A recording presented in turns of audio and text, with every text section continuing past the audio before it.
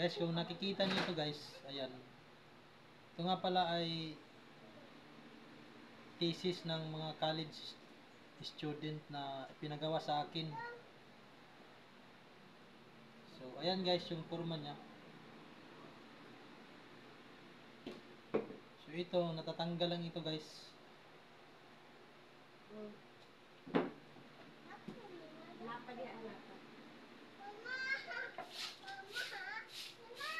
Ito nga pala yung side.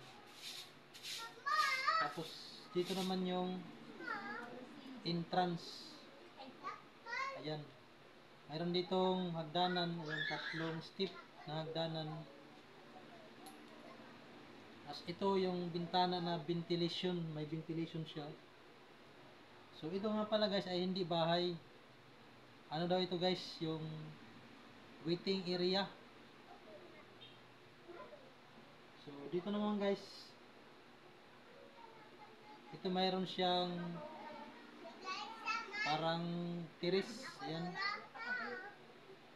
Tapos ito guys, bintana pa sa amin. Mayroon siyang, kung baga sa reality guys, ito ay glass. Dito naman guys, ang ginamit ko dito ay laminated na plastic. Tapos ito guys, ito ventilation din sa ilalim. Daanan ng hangin. Dito rin guys, maliit na bintana. Daanan din ito ng hangin.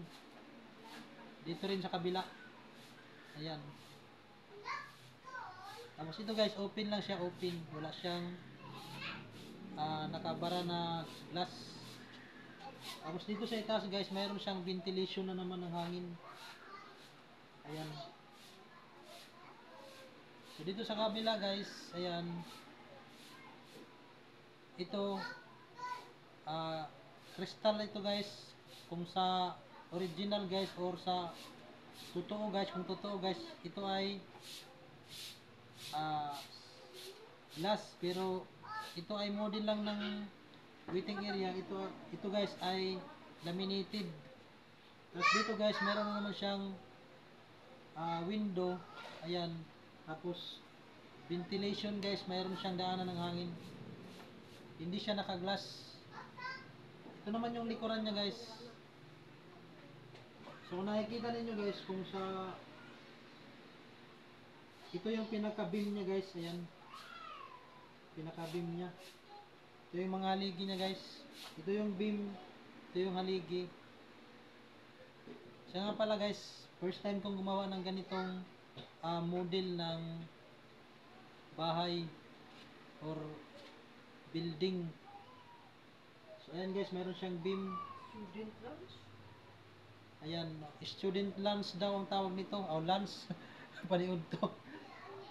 Tambayanan guys. Tapos dito meron siyang parang nilagay ko na ano, hamba. Ayan. Para medyo gumanda ng konti. Ito guys, wala siyang sarado, hindi siya nakasara, wala siyang nilagay na pinto. Ang tawag doon yung sinasara. Bahala na kayo guys kung anong tawag doon. Ito nga pala yung entrance dito. So, sa nasabi ko kanina guys, ito tinatanggal lang para paglagay nila ng mga tao-tao dito, makalagay sila ng malagay nila ng mabuti.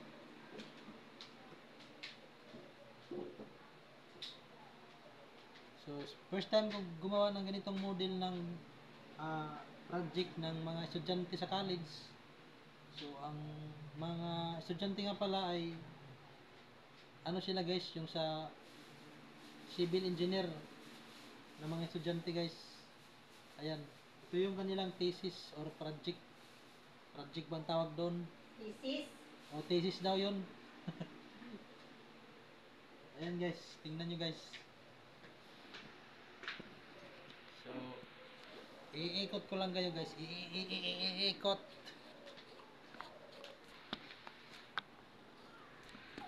Ayan. Hindi ko na siya ano guys kasi ayaw ko nang mag-edit. Didiretso ko na lang siya. So ayan yung top view. So kung ganyan siya guys, ayan oh.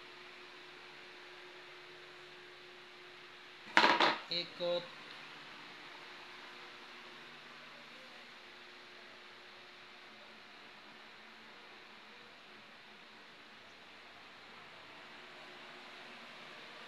Medyo madilim.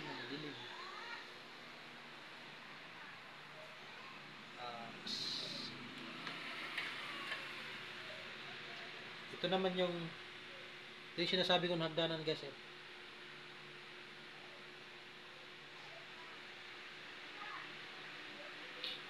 So, yung mga mason talaga, yung mga panday talaga, ang hingi nila dito sa ganitong model ay 5K guys, 5,000 sa ganitong model. Sa akin guys, hindi ko na nasabihin pero ayan,